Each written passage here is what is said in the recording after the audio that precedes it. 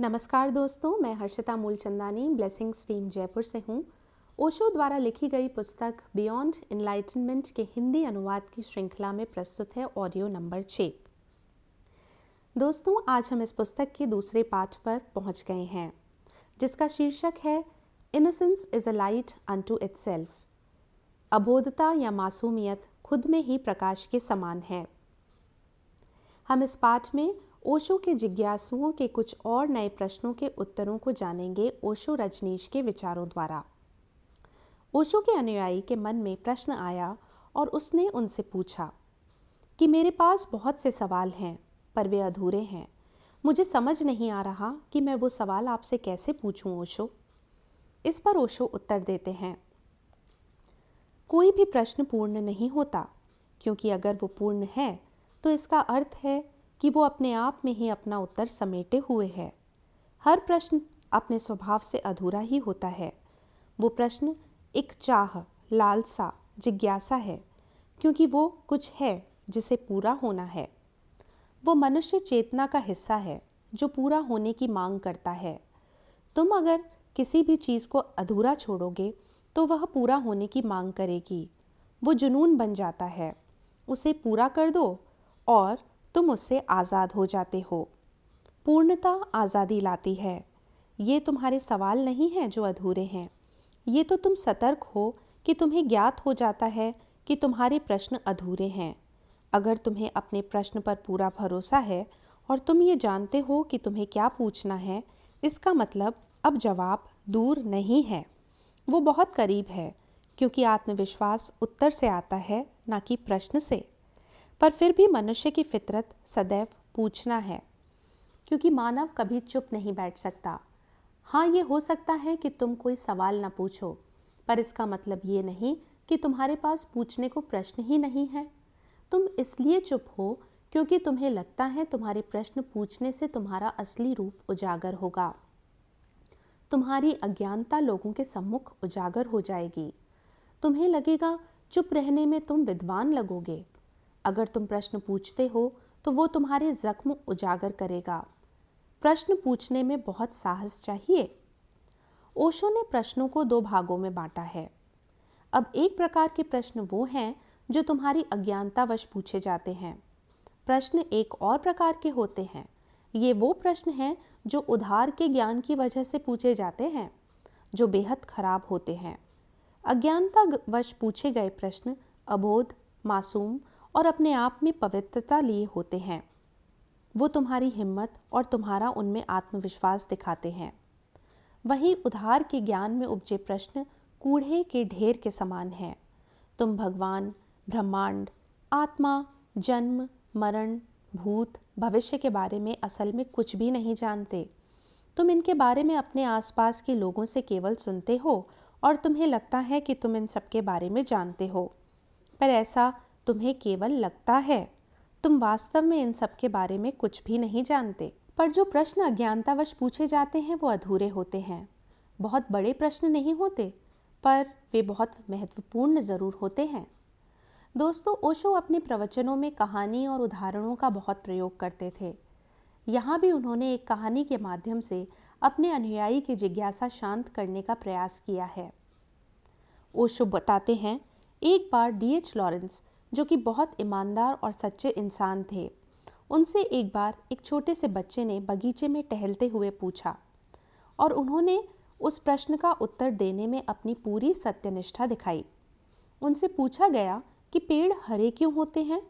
सवाल बड़ा सरल प्रतीत होता है ना? अगर ये प्रश्न बच्चा अपने माता पिता या अध्यापक से पूछता तो उसे शायद वैज्ञानिक उत्तर मिलता कि पेड़ हरे होते हैं क्योंकि उनमें क्लोरोफिल या पर्णहरिमा होता है। ये उत्तर उसकी समझ के परे होता और वह उस उत्तर से असंतुष्ट होता। पर चूंकि ये सवाल D.H. लॉरेंस से पूछा गया तो उन्होंने बहुत सोच समझकर उत्तर दिया कि पेड़ हरे होते हैं क्योंकि वो हरे हैं। बच्चा यह उत्तर सुनकर आनंदित हो गया। उसने भी कहा, एकदम सही, मैं भी यही उत्तर सोच रहा था। D.H. लॉरेंस जब इस किस्से को याद करते थे तो वे कहते हैं कि ये मेरे लिए एक अद्भुत अनुभव था। जो प्यार और विश्वास उस बच्चे ने मुझ में दिखाया वो पूरी ईमानदारी के कारण दिखाया था। मेरा उत्तर कोई उत्तर नहीं था। तर्कशास्त्रियों के अनुसार यह एक अनुलाप था। पेड़ हरे हैं क्योंकि वे हरे हैं, क्या ये कोई उत्तर है?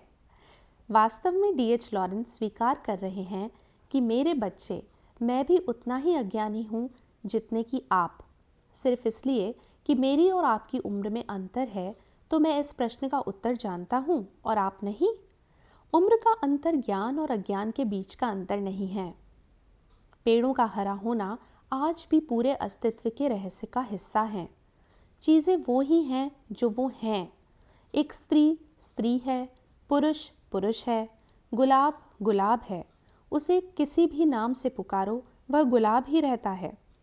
इस छोटे से किस्से में कुछ बेहद खूबसूरत सा छुपा है ना?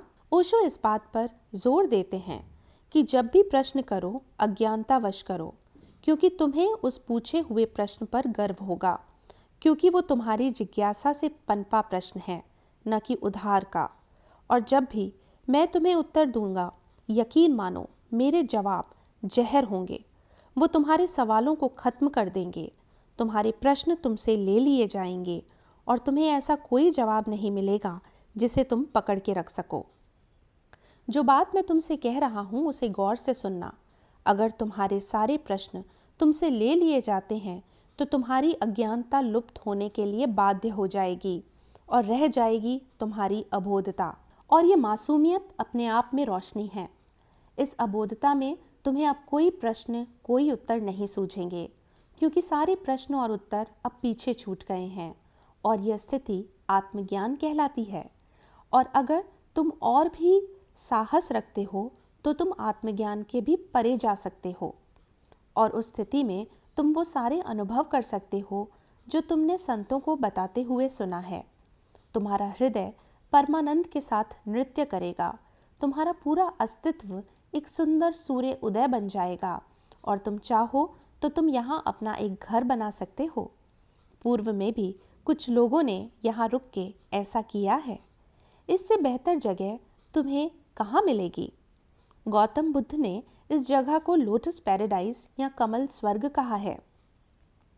पर अगर तुम जन्म से साधक हो तो मैं तुम्हें ये राय दूंगा कि आत्मज्ञान की सुंदर अनुभूतियां अनुभव जरूर करो, पर वहीं रुक मत जाना। आत्मज्ञान से परे जाना, क्योंकि जीवन इसकी यात्रा अंतहीन है और आत्मज्ञान के पार बहुत कुछ होगा जिसका वर्णन आत्मज्ञान की भांति नहीं किया जा सकता। क्योंकि आत्मज्ञान में तुम हो। अगर तुम नहीं हो तो कौन वो आनंद अनुभव करता है? कबीर कहते हैं, कौन उन 1000 सूर्यों का प्रकाश देखता है? आत्मज्ञान एक अद्भुत अनुभव है, पर है तो वह केवल अनुभव ही ना, और उसमें अनुभवकर्ता मौजूद है। अगर उसके पार तुम चले जाते हो तो वहाँ कोई अनुभवकर्ता नहीं रह जाता। तुम लुप्त हो जाते हो, विलीन हो जाते हो। पहले तुम अपनी परेशानियों को गुम करने की कोशिश में थे, अब तुम ही विलीन हो जाते हो, क्योंकि वास्तव में तुम खुद ही परेशानी हो। तुम्हारे अस्तित्व से विभाजन ही एक बड़ा प्रश्न है जिसे सुलझाने की ज़रूरत है। जब तुम अपनी हदें ही छोड़ दोगे तो अनुभव करने के लिए रह ही क्या जाएगा? तुम्हें अपने अहम को मारने के लिए अद्भुत साहस की ज़रूरत पड़ती है। अगर तुम आत्मज्ञान पाना चाहते हो तो तुम्हें लाख गुना साहस की ज़रूरत पड़ेगी। अगर तुम्हें आत्मज्ञान से परे की स्थिति को पाना है तो आत्मज्ञान से परे की स्थिति असली होगी। दोस्तों, इस ऑडियो में हमने 2 प्रकार के प्रश्नों के बारे में जाना। एक वो जो अज्ञानतावश पूछे जाते हैं और दूसरे उधार के प्रश्न। ओशो ने हमें आत्मज्ञान की और आत्मज्ञान से परे की अनुभूतियों के बारे में भी बताया। अगले ऑडियो में ओशो के अनुयायी ओशो से एक शिष्य का शिष्य से संबंध पर टिप्पणी करने को बोल रहे हैं, जिसका जवाब आपको अगले ऑडियो में ही मिलेगा। तब तक के लिए जुड़े रहिए। धन्यवाद।